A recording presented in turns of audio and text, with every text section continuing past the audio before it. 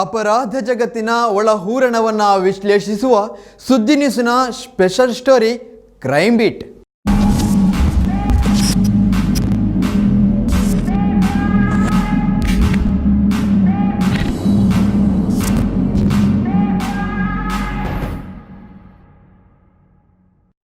ಎಲ್ಲರೂ ಎದ್ದು ಹೊರಗೆ ಬರುವಷ್ಟರಲ್ಲಿ ಅಲ್ಲೊಂದು ದಾರುಣ ಕೊಲೆ ನಡೆದು ಹೋಗಿತ್ತು. ಯುವಕನೊಬ್ಬನ ದೇಹ ಗುಂಡೇಟಿಗೆ ಸೀಳಿ ಹೋಗಿತ್ತು. ದುಷ್ಕರ್ಮಿಗಳ ಕತ್ತಿಯೇಟು ಯುವಕನನ್ನೇ ಬಲಿ ತೆಗೆದುಕೊಂಡಿತ್ತು. ಯುವಕನ ದೇಹ ಯಾರದೋ ಮನೆಯೊಳಗಡೆ ರಕ್ತದ ಮಡುವಿನಲ್ಲಿ ಅನಾಥವಾಗಿ ಬಿದ್ದಿತ್ತು. ಅಷ್ಟಕ್ಕೂ ಆ ಕೊಲೆ ಯಾಕೆ ನಡೆಯಿತು, ಹೇಗೆ ನಡೆಯಿತು, ಕೊಲೆಯ ಹಿಂದಿನ ಉದ್ದೇಶ ಏನು ಅನ್ನೋದನ್ನು ಡೀಟೇಲ್ಸ್ ಆಗಿ ಹೇಳ್ತೀವಿ. ಇದೇ ಹೊತ್ತಿನ ಸ್ಪೆಷಲ್ ಸ್ಟೋರಿ ರಕ್ತ ಸಂಪತ್ತು. ನಾನು ದಯಾನಂದ ಕೊರತೋಡಿ.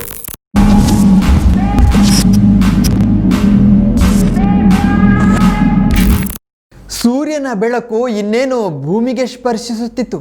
ಆ ಊರಲ್ಲಿ ದಿನನಿತ್ಯದ ಕೆಲಸಗಳಿಗೆ ತಯಾರಿ ಆಗಷ್ಟೇ ಆರಂಭಗೊಂಡಿತು. ಅದಾಗಲೇ ಗುಂಡಿನ ಶಬ್ದ ಸದ್ದು ಮಾಡಿದೆ. ಶಾಂತವಾಗಿದ್ದ ಪರಿಸರ ಅಶಾಂತಿಯಾಗಿದೆ.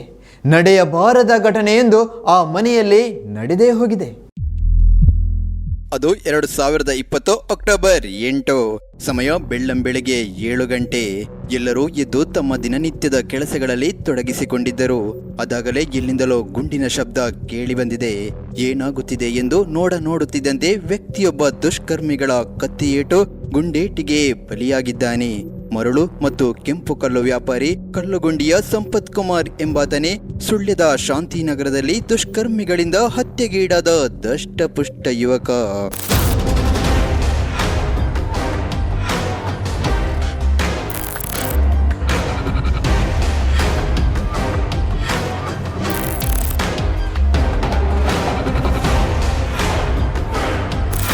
ಸಂಪತ್ ಕುಮಾರ್ ಕಲ್ಲುಗುಂಡಿಯ ತನ್ನ ಮನೆಯಲ್ಲಿ ವಾಸವಾಗಿದ್ದ. ಕಳೆದ ಕೆಲವು ತಿಂಗಳಿನಿಂದ ತನ್ನ ವ್ಯವಹಾರದ ಅನುಕೂಲಕ್ಕಾಗಿ ವಾಸ ಮಾಡಲು ಸುಳ್ಯ ಸಮೀಪದ ಶಾಂತಿನಗರದಲ್ಲಿ ಮನೆಯೊಂದನ್ನು ಲೀಸಿಗೂ ಪಡೆದುಕೊಂಡಿದ್ದ. ವಾರದ ಕೆಲವು ದಿನಗಳಲ್ಲಿ ಮಾತ್ರ ಈ ಮನೆಗೆ ಬಂದು ಹೋಗುತ್ತಿದ್ದ ಈತ ಕೊಲೆಯಾಗುವ ಮುನ್ನ ದಿನ ಇದೇ ಮನೆಯಲ್ಲಿ ತಂಗಿದ್ದ. ವ್ಯವಹಾರದ ನಿಮಿತ್ತ ತನ್ನ i20 ಕಾರಿನಲ್ಲಿ ಹೊರಟಿದ್ದ ಸಂಪತ್ ಕುಮಾರ್ ತಾನು ತಂಗಿದ್ದ ಮನೆಯಿಂದ ಕಾರಿನಲ್ಲಿ ಹೊರಟು ಶಾಂತಿನಗರ ರಸ್ತೆಗೆ ಬರುತ್ತಿದ್ದಂತೆ ದುಷ್ಕರ್ಮಿಗಳು ತನ್ನ ಕಾರನ್ನ ರಸ್ತೆಗೆ ಅಡ್ಡವಾಗಿ ನಿಲ್ಲಿಸಿದ್ದಾರೆ. ಸಂಪತ್ ತನ್ನ ಕಾರನ್ನ ನಿಲ್ಲಿಸುತ್ತಿದ್ದಂತೆ ದುಷ್ಕರ್ಮಿಗಳು ಕೋವಿ, ಕತ್ತಿ, ಚೂರಿ ಹಿಡಿದು ಸಂಪತ್ ಕುಮಾರ್ನ ಕಾರಿನ ಮೇಲೆ ದಾಳಿ ಮಾಡಲು ಆರಂಭಿಸಿದ್ದಾರೆ. ಕಾರಿನ ಗಾಜಿಗೆ ಹೊಡೆದಿದ್ದಾರೆ. ಸಂಪತ್ ಕಾರಿನಿಂದ ಇಳಿಯುತ್ತಿದ್ದಂತೆ ದುಷ್ಕರ್ಮಿಗಳು ಕತ್ತಿಯಿಂದ ಕಡಿದೇ ಬಿಟ್ಟಿದ್ದಾರೆ. ಅಪಾಯವನ್ನರಿತ ಸಂಪತ್ ತನ್ನ ಕಾರನ್ನ ಬಿಟ್ಟು ಓಡಿದ್ದಾನೆ. ಕಾರು ಚಾಲಕನಿಲ್ಲದೆ ಏರು ರಸ್ತೆಯಲ್ಲಿ ಹಿಂದಕ್ಕೆ ಚಲಿಸಿ ಪಕ್ಕದ ಕಾಂಪೌಂಡಿಗೆ ಗುದ್ದಿ ನಿಂತಿದೆ. ಅಲ್ಲಿಂದ ತನ್ನ ಪ್ರಾಣ ಉಳಿಸಿಕೊಳ್ಳೋದಕ್ಕೆ ತಪ್ಪಿಸಿಕೊಂಡು ಓಡಲು ಪ್ರಯತ್ನಿಸಿದ್ದಾನೆ.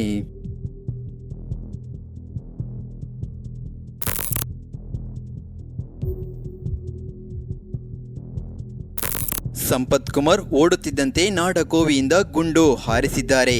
ರಸ್ತೆ ಬಿಟ್ಟು ಒಳದಾರಿಯಾಗಿ ಸುಮಾರು 200 ಮೀಟರ್ ದೂರ ಓಡಿ ಮನೆಯೊಂದಕ್ಕೆ ನುಗ್ಗಿ ಬಾಗಿಲು ಹಾಕಿದ್ದಾನೆ. ಬಾಗಿಲನ್ನು ಬಲವಂತದಿಂದ ತೆಗೆದು ಒಳನುಗ್ಗಿದ ದುಷ್ಕರ್ಮಿಗಳು ಮನೆಯೊಳಗಡೆಯೇ ಸಂಪತ್ಗೆ ಕತ್ತಿಯಿಂದ ಕಡಿದಿದ್ದಾರೆ. ಚೂರಿಯಿಂದ ತಿವಿದಿದ್ದಾರೆ. ಗುಂಡು ಹೊಡೆದಿದ್ದಾರೆ. ಮನೆಯೊಳಗಡೆ ರಕ್ತದೋಕುಳಿ ಹರಿಸಿದ್ದಾರೆ. ಸಂಪತ್ ಮನೆಯೊಳಗಡೆ ದಾರುಣವಾಗಿ ಪ್ರಾಣ ಬಿಟ್ಟಿದ್ದಾನೆ. ಅಕ್ಟೋಬರ್ 8 ಗುರುವಾರ ಸಂಪತ್ನ ಇಡೀ ವ್ಯವಹಾರಕ್ಕೆ ಎಂಡ್ ಆಫ್ ದಿ ಡೇ ಆಗಿದೆ. ದಿನಾಂಕ 8/10/2020 ಬೆಳಿಗ್ಗೆ 7 ಗಂಟೆ ಸುಮಾರಿಗೆ ಸಂಪತ್ ಕುಮಾರ್ ಅನ್ನೋರ್ದು ಮರ್ಡರ್ ಮಾಡಲಾಗಿತ್ತು.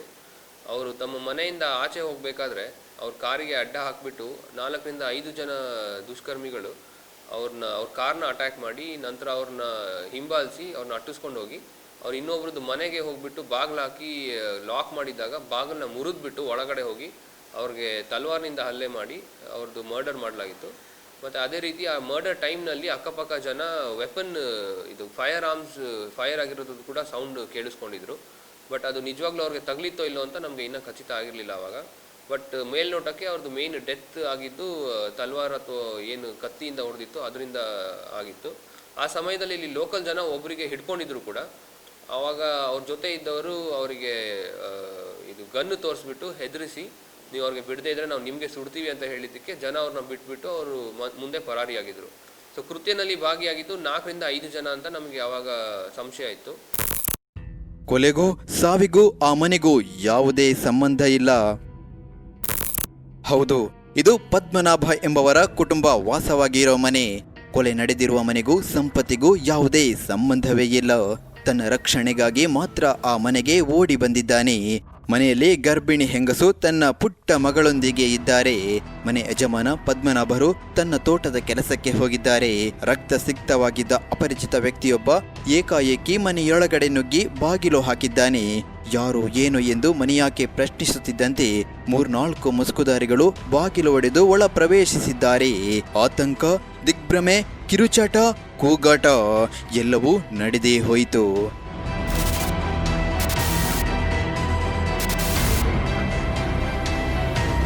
ಫಸ್ಟಿಗೆ 7 ಗಂಟೆ ಆಗ್ಬೋದು, ಒಳಗೆ ಬಂದರು. ಇವರು ಫಸ್ಟಿಗೆ ಬಂದು ಚಿಲುಕ ಹಾಕಿದ್ರು ಆಚೆ ಈಚೆಯಿಂದ. ಚಿಲುಕ ಹಾಕಿ ಮತ್ತೆ ನಾನು ಬೈದೆ, ಮಗು ಒಳಗೆ ಮಲಗಿದ್ದಾನೆ, ಸಣ್ಣ ಮಗು, ನೀವೆಂತಿಗೆ ನಮ್ಮ ಮನೆ ಒಳಗೆ ಬರ್ಬೋದು, ನಮಗೆ ಗುರ್ತಾನಿಲ್ಲ ಇಂಥ ಇಲ್ಲ ಅಂತ ನಾನು ಹೇಳಿದೆ. ಅಷ್ಟೊತ್ತಿಗೆ ಮೇಲಿಂದ ಅಕ್ಕನ ಅತ್ತಿಗೆನ ಕರೆದೆ. ಅಷ್ಟೊತ್ತಿಗೆ ಮೇಲಿಂದ ಹುಡ್ಕೊಂಡು ಬಂದು ಕತ್ತಿಲೆ ಚೂರೆಲ್ಲ ಕಟ್ತದೆ ಅವರನ್ನು. ಇವರ ಕಿರುಚಾಟ, ಕೂಗಾಟ ಕೇಳಿ ಅಕ್ಕಪಕ್ಕದ ಮನೆಯವರು ಏನು ನಡೀತಾ ಇದೆ ಅಂತ ನೋಡಲು ಬಂದಿದ್ದಾರೆ. ಮುಸುಕುದಾರಿಗಳನ್ನ ಪ್ರಶ್ನಿಸಿದ್ದಾರೆ. ಇದಕ್ಯಾವುದು ಕ್ಯಾರೆ ಎನ್ನದ ಮುಸುಕುದಾರಿಗಳು ಸಂಪತ್ ಕುಮಾರ್ನನ್ನು ಕೊಚ್ಚಿ ಕೊಲೆ ಮಾಡಿಯೇ ಬಿಟ್ಟಿದ್ದಾರೆ. ಮುಸುಕುದಾರಿಗಳನ್ನು ಹಿಡಿಯಲು ದುಸ್ಸಾಹಸಕ್ಕೆ ಮುಂದಾಗಿದ್ದ ತಿಮ್ಮಪ್ಪರ ಕೈಗೂ ಕತ್ತಿ ಬೀಸಿದ್ದಾರೆ. ಅಲ್ಲಿಗೆ ಬಂದಿದ್ದ ಅಕ್ಕಪಕ್ಕದ ಮನೆಯವರು ಮುಸುಕುಧಾರಿಗಳನ್ನ ಹಿಡಿಯಲು ಪ್ರಯತ್ನಿಸಿದ್ದಾರೆ. ಈ ಸಂದರ್ಭ ಹಂತಕರಲ್ಲಿ ಓರ್ವ ಬಿದ್ದಿದ್ದಾನೆ. ಅಲ್ಲಿ ಸೇರಿದ್ದ ಅಕ್ಕಪಕ್ಕದವರನ್ನು ಇನ್ನೋರ್ವ ಕೋವಿ ತೋರಿಸಿ ಬೆದರಿಸಿದ್ದಾನೆ. ಹಂತಕರು ಬಿದ್ದವನನ್ನು ಎತ್ತಿಕೊಂಡು ಅಲ್ಲಿಂದ ಪರಾರಿಯಾಗಿದ್ದಾರೆ. 7:10 ಆಗ್ಬೋದು. ನಾನು ಇಲ್ಲಿದ್ದೆ, ನಮ್ಮ ಮಿಸ್ಸಸ್ ಒಳಗಿದ್ದು. ಅವರು ಬಂದು ಸೀದಾ ಒಳಗೆ ಹೋದರು, ಬಾಗಿಲು ಹಾಕಿದರು. ಈಗ ತೀರೋದವರು. ಅಷ್ಟಾಗ ಅವರು 3-4 ಜನ ಬಂದರು, ಅವರನ್ನು ಕೊಚ್ಚಿ ಅವರು ಬಾಗಿಲು ಹಾಕಿದರು. ಇವರು ಆಮೇಲೆ ಬಾಗಿಲನ್ನು ಮುರಿದು ಅವರು ತೆಗೆದರು, ಹೋಗಿ ಇದು ಮಾಡಿದರು. ಘಟನೆ ತಿಳಿದ ಪೊಲೀಸರು ಸ್ಥಳಕ್ಕೆ ದೌಡಾಯಿಸಿದ್ದಾರೆ. ಬೆರಳಚ್ಚು ತಜ್ಞರು, ಶ್ವಾನದಳ ಹಿರಿಯ ಅಧಿಕಾರಿಗಳು ಬಂದಿದ್ದಾರೆ. ಅಲ್ಲೇ ತನಿಖೆಗೆ ರೂಪುರೇಷ ಸಿದ್ಧಪಡಿಸಿದ್ದಾರೆ.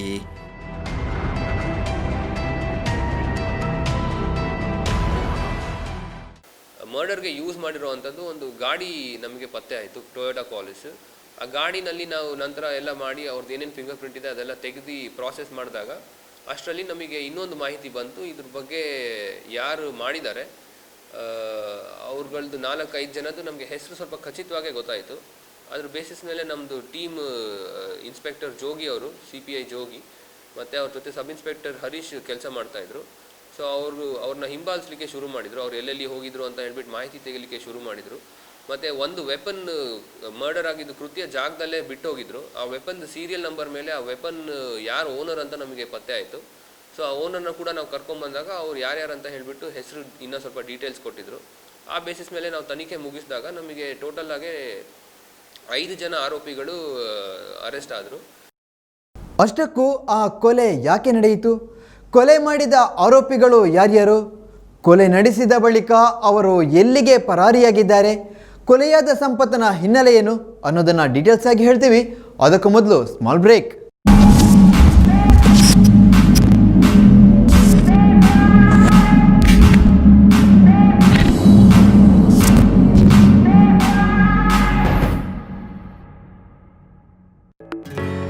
ಜನಸಾಮಾನ್ಯರ ಬಳಿಗೆ SDCC bank doctor MN Rajendra Kumar ಅವರ ಸಾರಥ್ಯದಲ್ಲಿ ಯಶಸ್ವಿಯಾಗಿ ಕಾರ್ಯನಿರ್ವಹಿಸುತ್ತಿರುವ ಬ್ಯಾಂಕ್.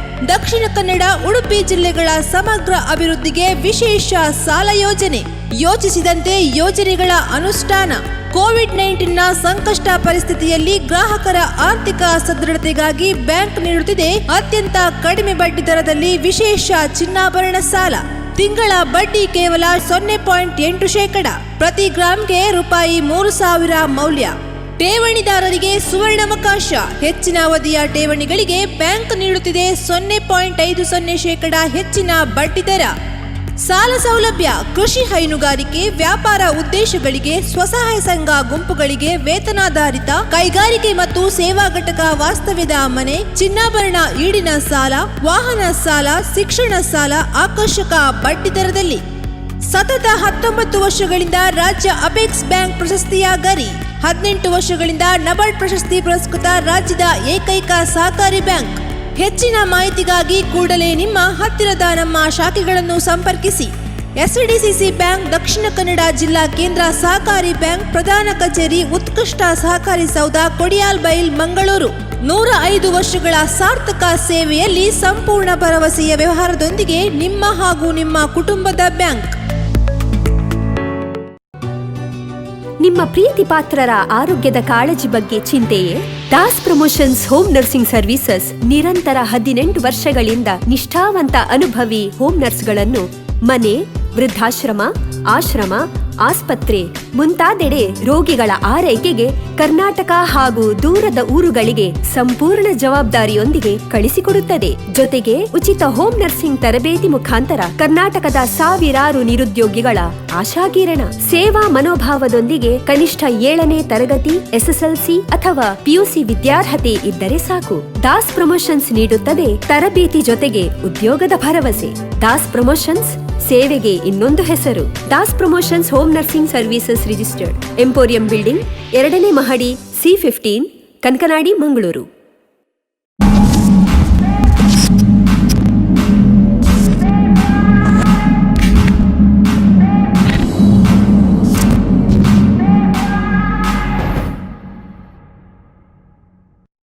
ಸಂಪತ್ ಕೂಡ ಕೊಲೆ ಆರೋಪವೊಂದನ್ನು ಎದುರಿಸ್ತಾ ಇದ್ದ. ತನ್ನ ಆತ್ಮೀಯ ಸ್ನೇಹಿತ, ರಾಜಕೀಯ ಧುರೀಣ, ಜನನಾಯಕ, ತನ್ನೂರಿನ ಮುಖಂಡರೊಬ್ಬರ ಹತ್ಯೆಗೆ ಮಾಸ್ಟರ್ ಪ್ಲಾನ್ ಸ್ಕೆಚ್ ರೂಪಿಸಿದ್ದ. ಮರಳು ಸಾಗಾಟ, ಕೆಂಪು ಕಲ್ಲು ಸಾಗಾಟದ ವ್ಯವಹಾರ ನಡೆಸುತ್ತಿದ್ದ ಸಂಪತ್ ಕುಮಾರ್ ಸಂಪಾಜಿಯಲ್ಲೊಂದು ರಿಕ್ರಿಯೇಷನ್ ಕ್ಲಬ್ ಓಪನ್ ಮಾಡೋದಕ್ಕೆ ಪ್ಲಾನ್ ಮಾಡಿದ್ದ. ಇದಕ್ಕೆ ಗ್ರಾಮ ಪಂಚಾಯತ್ ಅಧ್ಯಕ್ಷನಾಗಿದ್ದ ಬಾಲಚಂದ್ರ ಕಳಗಿ ಸುಧಾರಾಮ್ ಒಪ್ಪಿಗೆ ನೀಡಿರಲಿಲ್ಲ. ರಾಷ್ಟ್ರೀಯ ಪುರಸ್ಕಾರ ಪಡೆದಿದ್ದ ಸಂಪಾಜಿ ಗ್ರಾಮ ಪಂಚಾಯತಿಗೆ ಈ ನಿರ್ಧಾರ ತೆಗೆದುಕೊಳ್ಳುವುದು ಅನಿವಾರ್ಯವೇ ಆಗಿತ್ತು. ಇಂತಹ ರೈಟ್ ಆ್ಯಂಡ್ ಸ್ಟ್ಯಾಂಡ್ ನಿರ್ಧಾರಗಳೇ ಸಂಪಾಜಿಯ ಧ್ರುವತಾರೆ ಬಾಲಚಂದ್ರ ಕಳಗಿಯವರ ಅಂತಿಮ ಯಾತ್ರೆಗೆ ಮುಳುವಾಯಿತ ಆ ದೇವರೇ ಬಲ್ಲ. ಜನರ ಭಾವನೆಗೆ ಸ್ಪಂದಿಸುವಂತಹ ಎಲ್ಲಾ ರೀತಿಯ ಯಶಸ್ವಿಯನ್ನ ಮಾಡಿದಂತಹ ಕೀರ್ತಿ ಇದ್ರೆ ಅದು ಕರ್ನಾಟಕದ ಸಂಪಾಜೆ ಗ್ರಾಮ ಪಂಚಾಯತ್ ಅಂತ ಹೇಳಲಿಕ್ಕೆ ನಾನು ಇಷ್ಟಪಡ್ತಾ ಇದ್ದೇನೆ. ಪ್ರಾಯಶಃ ನರೇಂದ್ರ ಮೋದಿ ಸರ್ಕಾರದಲ್ಲಿ ಸಶಕ್ತೀಕರಣ ಕಾರ್ಯಕ್ರಮಗಳನ್ನು ಹಮ್ಮಿಕೊಂಡಿದ್ದಾರೆ. ಒಂದು ಗ್ರಾಮದಲ್ಲಿ ಜನರಿಗಾಗಿ ಒಂದು ಕಾರ್ಯವನ್ನು ಹೇಗೆ ಮಾಡಬಹುದು, ಆ ಜನರ ಭಾವನೆಗಳಿಗೆ ಯೋಚನೆಗಳನ್ನು ಮಾಡಿದಾಗ, ಆ ಯೋಜನೆಗಳನ್ನು ತಯಾರು ಮಾಡಿದಾಗ, ಆ ಯೋಜನೆಗೆ ಸಮಾಲೋಚನೆಯನ್ನು ಮಾಡುವ ಮೂಲಕ ಕಟ್ಟ ಕಡೆಯ ವ್ಯಕ್ತಿಗೆ ಕೊಡಬಲ್ಲಂತಹ ಒಂದು ಒಳ್ಳೆಯ ಆಡಳಿತ ಅಂತ ಹೇಳುವಂತದನ್ನ ಗುರುತಿಸಿ ಮಾಡಿದಂತಹ ಒಂದು ಕೀರ್ತಿ ಅದು ಭಾರತ ಸರ್ಕಾರದ ನರೇಂದ್ರ ಮೋದಿ ಮೂಲಕ ಸಂಪಾದನೆಗೆ ಬಂದಿದೆ ಅಂತ ಹೇಳಲಿಕ್ಕೆ ನಾನು ಇಷ್ಟಪಡ್ತಿದ್ದೇನೆ. ಅದು 2019 ಮಾರ್ಚ್ 19 ಮಡಿಕೇರಿಗೆ ಹೋಗಿದ್ದ ಬಾಲಚಂದ್ರ ಕಳಗಿಯವರು ಮೂರ್ನಾಡಿಗೆ ಹೋಗಿ ಸಂಜೆ ತನ್ನ ಮನೆಯ ಕಡೆಗೆ ಹೊರಟಿದ್ದರು. ಅದು ಕಿರಿದಾದ ನೇರ ರಸ್ತೆ. ಎದುರಿನಿಂದ ಲಾರಿಯೊಂದು ವೇಗವಾಗಿ ಬರುತ್ತಿತ್ತು. ಇದನ್ನು ನೋಡಿದ ಬಾಲಚಂದ್ರರು ತನ್ನ ಕಾರನ್ನ ಬದಿಗೆ ಸರಿಸಿದ್ದಾರೆ, ಸಿಗ್ನಲ್ ಮಾಡಿದ್ದಾರೆ. ನೋಡುತ್ತಿದ್ದಂತೆ ಲಾರಿ ಬಂದು ಬಾಲಚಂದ್ರರ ಕಾರಿಗೆ ಬಲವಾಗಿ ಡಿಕ್ಕಿ ಹೊಡೆದಿದೆ. ಜೀವನ್ ಮರಣದಲ್ಲಿದ್ದ ಬಾಲಚಂದ್ರರನ್ನು ಆಸ್ಪತ್ರೆಗೆ ಸಾಗಿಸುತ್ತಿರುವಾಗಲೇ ಪ್ರಾಣ ಪಕ್ಷಿ ಹಾರಿ ಹೋಗಿದೆ. ಸಾವಿರ ಹೃದಯಗಳನ್ನು ಗೆದ್ದ, ಸಾವಿರ ಮನಸ್ಸುಗಳನ್ನು ಗಟ್ಟಿಗೊಳಿಸಿದ್ದ ತಮ್ಮ ನಾಯಕನ ಅಗಲುವಿಕೆ ಇಡೀ ಊರನ್ನೇ ಕಣ್ಣೀರಲ್ಲಿ ಮುಳುಗಿಸಿತ್ತು.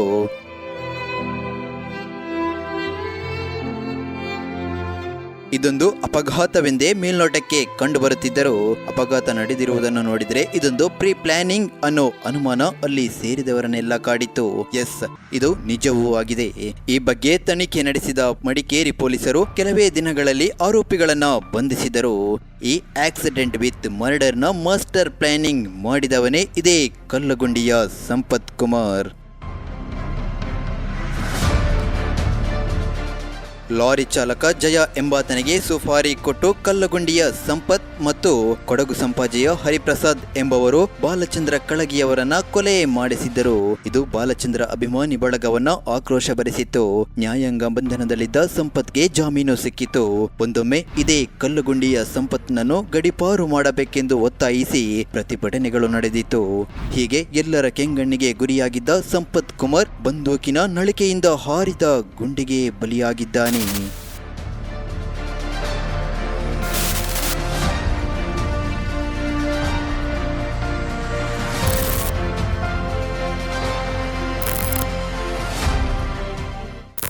ಬಾಲಚಂದ್ರ ಕಳಗಿಯವರನ್ನ ಕೊಲೆ ಮಾಡಿದ್ದು ತನ್ನ ಆತ್ಮೀಯ ಸ್ನೇಹಿತ ಸಂಪತ್.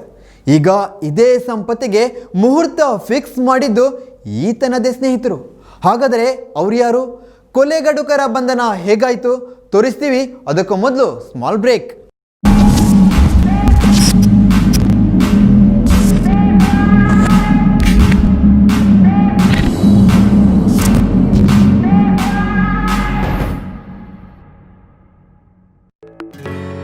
ಜನಸಾಮಾನ್ಯರ ಬಳಿಗೆ SDCC bank doctor MN Rajendra Kumar ಅವರ ಸಾರಥ್ಯದಲ್ಲಿ ಯಶಸ್ವಿಯಾಗಿ ಕಾರ್ಯನಿರ್ವಹಿಸುತ್ತಿರುವ ಬ್ಯಾಂಕ್. ದಕ್ಷಿಣ ಕನ್ನಡ, ಉಡುಪಿ ಜಿಲ್ಲೆಗಳ ಸಮಗ್ರ ಅಭಿವೃದ್ಧಿಗೆ ವಿಶೇಷ ಸಾಲ ಯೋಜನೆ, ಯೋಚಿಸಿದಂತೆ ಯೋಜನೆಗಳ ಅನುಷ್ಠಾನ.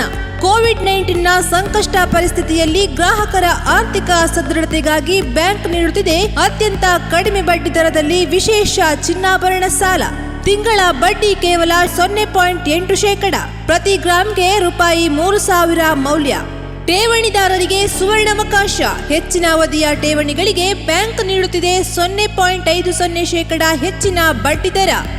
ಸಾಲ ಸೌಲಭ್ಯ ಕೃಷಿ, ಹೈನುಗಾರಿಕೆ, ವ್ಯಾಪಾರ ಉದ್ದೇಶಗಳಿಗೆ, ಸ್ವಸಹಾಯ ಸಂಘ ಗುಂಪುಗಳಿಗೆ, ವೇತನಾಧಾರಿತ ಕೈಗಾರಿಕೆ ಮತ್ತು ಸೇವಾ ಘಟಕ ವಾಸ್ತವ್ಯದ ಮನೆ, ಚಿನ್ನಾಭರಣ ಈಡಿನ ಸಾಲ, ವಾಹನ ಸಾಲ, ಶಿಕ್ಷಣ ಸಾಲ ಆಕರ್ಷಕ ಬಡ್ಡಿ ದರದಲ್ಲಿ. ಸತತ 19 ವರ್ಷಗಳಿಂದ ರಾಜ್ಯ ಅಪೆಕ್ಸ್ ಬ್ಯಾಂಕ್ ಪ್ರಶಸ್ತಿಯ ಗರಿ. 18 ವರ್ಷಗಳಿಂದ ನಬಾರ್ಡ್ ಪ್ರಶಸ್ತಿ ಪುರಸ್ಕೃತ ರಾಜ್ಯದ ಏಕೈಕ ಸಹಕಾರಿ ಬ್ಯಾಂಕ್. ಹೆಚ್ಚಿನ ಮಾಹಿತಿಗಾಗಿ ಕೂಡಲೇ ನಿಮ್ಮ ಹತ್ತಿರದ ನಮ್ಮ ಶಾಖೆಗಳನ್ನು ಸಂಪರ್ಕಿಸಿ. ಎಸ್ಡಿಸಿಸಿ ಬ್ಯಾಂಕ್, ದಕ್ಷಿಣ ಕನ್ನಡ ಜಿಲ್ಲಾ ಕೇಂದ್ರ ಸಹಕಾರಿ ಬ್ಯಾಂಕ್, ಪ್ರಧಾನ ಕಚೇರಿ, ಉತ್ಕೃಷ್ಟ ಸಹಕಾರಿ ಸೌಧ, ಕೊಡಿಯಾಲ್ ಬೈಲ್, ಮಂಗಳೂರು. 105 ವರ್ಷಗಳ ಸಾರ್ಥಕ ಸೇವೆಯಲ್ಲಿ ಸಂಪೂರ್ಣ ಭರವಸೆಯ ವ್ಯವಹಾರದೊಂದಿಗೆ ನಿಮ್ಮ ಹಾಗೂ ನಿಮ್ಮ ಕುಟುಂಬದ ಬ್ಯಾಂಕ್. ನಿಮ್ಮ ಪ್ರೀತಿ ಪಾತ್ರರ ಆರೋಗ್ಯದ ಕಾಳಜಿ ಬಗ್ಗೆ ಚಿಂತೆಯೇ? Das promotions home nursing services ನಿರಂತರ 18 ವರ್ಷಗಳಿಂದ ನಿಷ್ಠಾವಂತ ಅನುಭವಿ ಹೋಮ್ ನರ್ಸ್ಗಳನ್ನು ಮನೆ, ವೃದ್ಧಾಶ್ರಮ, ಆಶ್ರಮ, ಆಸ್ಪತ್ರೆ ಮುಂತಾದೆಡೆ ರೋಗಿಗಳ ಆರೈಕೆಗೆ ಕರ್ನಾಟಕ ಹಾಗೂ ದೂರದ ಊರುಗಳಿಗೆ ಸಂಪೂರ್ಣ ಜವಾಬ್ದಾರಿಯೊಂದಿಗೆ ಕಳಿಸಿಕೊಡುತ್ತದೆ. ಜೊತೆಗೆ ಉಚಿತ ಹೋಮ್ ನರ್ಸಿಂಗ್ ತರಬೇತಿ ಮುಖಾಂತರ ಕರ್ನಾಟಕದ ಸಾವಿರಾರು ನಿರುದ್ಯೋಗಿಗಳ ಆಶಾಕಿರಣ. ಸೇವಾ ಮನೋಭಾವದೊಂದಿಗೆ ಕನಿಷ್ಠ 7ನೇ ತರಗತಿ, SSLC ಅಥವಾ PUC ವಿದ್ಯಾರ್ಹತೆ ಇದ್ದರೆ ಸಾಕು. ದಾಸ್ ಪ್ರಮೋಷನ್ಸ್ ನೀಡುತ್ತದೆ ತರಬೇತಿ ಜೊತೆಗೆ ಉದ್ಯೋಗದ ಭರವಸೆ. ದಾಸ್ ಪ್ರಮೋಷನ್ಸ್ ಸೇವೆಗೆ ಇನ್ನೊಂದು ಹೆಸರು. Das promotions home nursing services registered, emporium building, 2ನೇ ಮಹಡಿ, C15, ಕನಕನಾಡಿ, ಮಂಗಳೂರು.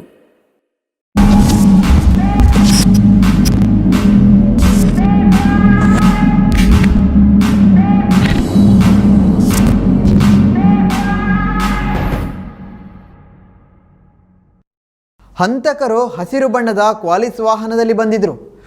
ಘಟನೆ ನಡೆದ ಸ್ಥಳದಲ್ಲಿ ಕೋವಿಯೊಂದು ಪತ್ತೆಯಾಗಿತ್ತು. 4 ರಿಂದ 5 ಜನ ಹಂತಕರಿದ್ದರು. ಪೊಲೀಸರಿಗೆ ಇಷ್ಟು ಎವಿಡೆನ್ಸ್ ಸಾಕಾಗಿತ್ತು. ಕೊಲೆ ಮಾಡಿದ 3 ದಿನದಲ್ಲಿ ಆರೋಪಿಗಳನ್ನು ಅರೆಸ್ಟ್ ಮಾಡುವಲ್ಲಿ ಪೊಲೀಸ್ ಇಲಾಖೆ ಯಶಸ್ವಿಯಾಗಿದೆ. ನಮಗೊಂದು ಶೂಟಿಂಗ್ ಇದೆ ಅಣ್ಣ, ನಿಮ್ಮ ಕ್ವಾಲಿಸ್ ಸ್ವಲ್ಪ ದಿನ ಬೇಕಿತ್ತು ಎಂದು ಸುಳ್ಳು ಹೇಳಿ ಚೊಕ್ಕಾಡಿಯ ಪದ್ಮನಾಭ ಎಂಬವರ ಕ್ವಾಲಿಸ್ ಪಡೆದುಕೊಂಡಿದ್ದರು. ಹೀಗೆ ಬೇರೆ ಬೇರೆ ಕಡೆಗಳಿಂದ ಒಟ್ಟು 3 ನಾಡಕವಿಗಳನ್ನು ಕೇಳಿಕೊಂಡು 5 ತಂಡ ಸಂಪತ್ ಮರ್ಡರ್ಗೆ ಸ್ಕೆಚ್ ಹಾಕಿತ್ತು. ಸಂಪತ್ ತನ್ನ ಆತ್ಮೀಯ ಗೆಳೆಯನಾಗಿದ್ದರಿಂದ ಆತ ಎಲ್ಲಿದ್ದಾನೆ, ಏನೇನು ಮಾಡುತ್ತಿದ್ದಾನೆ ಅನ್ನೋದೆಲ್ಲ ಹಂತಕರಿಗೆ ಗೊತ್ತೇ ಇತ್ತು. 1 ವಾರಗಳಿಂದ ಮರ್ಡರ್ ಮಾಡಲು ರೂಪುರೇಷ ಸಿದ್ಧವಾಗಿತ್ತು. ದಾಳಿಯ ವೇಳೆ ಆತ ಎಸ್ಕೇಪ್ ಆದ್ರೆ ಏನು ಮಾಡಬೇಕು, ಯಾರು ಗುಂಡು ಹೊಡೆಯಬೇಕು, ಎಲ್ಲಿ ಅಟ್ಯಾಕ್ ಮಾಡಬೇಕು ಅನ್ನೋ ಲೆಕ್ಕಾಚಾರ ಹಾಕಲಾಗಿತ್ತು. ಕೊಲೆ ನಡೆದ ದಿನವೇ ಸಂಪತ್ನನ್ನು ಕೊಲೆ ಮಾಡಿದವರು ಯಾರು ಅನ್ನೋದು ಪೊಲೀಸರಿಗೆ ಸುಳಿವು ಸಿಕ್ಕಿತ್ತು. ಮರಳು ವ್ಯವಹಾರದಲ್ಲಿ ತೊಡಗಿದ್ದವರೇ ಕೊಲೆಯಾದವರು, ಕೊಲೆ ನಡೆಸಿದವರು ಆಗಿರುವುದರಿಂದ ಮರಳು ವ್ಯವಹಾರ ನಡೆಸುತ್ತಿದ್ದವರೇ ಪೊಲೀಸರಿಗೆ ಸುಳಿವು ನೀಡಿದ್ದರು. ಇದರ ಬೆನ್ನಲ್ಲೇ 4 ರಿಂದ 5 ವ್ಯಕ್ತಿಗಳು ತಮ್ಮ ತಮ್ಮ ಮನೆಗಳಿಂದ ಕಾಣೆಯಾಗಿದ್ದರು. ಕೊಲೆ ನಡೆದ 2 ದಿನದಲ್ಲಿ ಹಸಿರು ಬಣ್ಣದ ಕ್ವಾಲಿಸ್ ಕಲ್ಲುಗುಂಡಿಯ ಬಳಿಯ ರಬ್ಬರ್ ತೋಟವೊಂದರಲ್ಲಿ ಪತ್ತೆಯಾಗಿತ್ತು. ಚೆಂಬುವಿನ ರಾಜೇಶ ಎಂಬವರಿಂದ ಸ್ವಿಫ್ಟ್ ಕಾರು ಪಡೆದು ತಲೆಮರೆಸಿಕೊಂಡಿದ್ದರು. ಇಷ್ಟು ಐಡೆಂಟಿಫಿಕೇಶನ್ ಪಡೆದುಕೊಂಡ ಪೊಲೀಸರು ತನ್ನ ತನಿಖೆಯನ್ನು ಇನ್ನಷ್ಟು ಚುರುಕುಗೊಳಿಸಿದ್ದಾರೆ.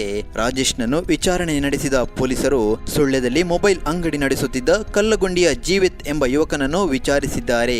ಮಣ್ಣು ಮತ್ತು ಆತನ ಗೆಳೆಯರಿಗೆ ಸಿಮ್ ಕಾರ್ಡ್ ನೀಡಿರುವುದು ಬೆಳಕಿಗೆ ಬಂತು. ಬಳಿಕ ಎಲ್ಲ ಆರೋಪಿಗಳನ್ನ ವಶಕ್ಕೆ ಪಡೆದು ವಿಚಾರಿಸಿ ಇಡೀ ಪ್ರಕರಣವನ್ನ ಪೊಲೀಸರು ಭೇದಿಸಿದ್ದಾರೆ.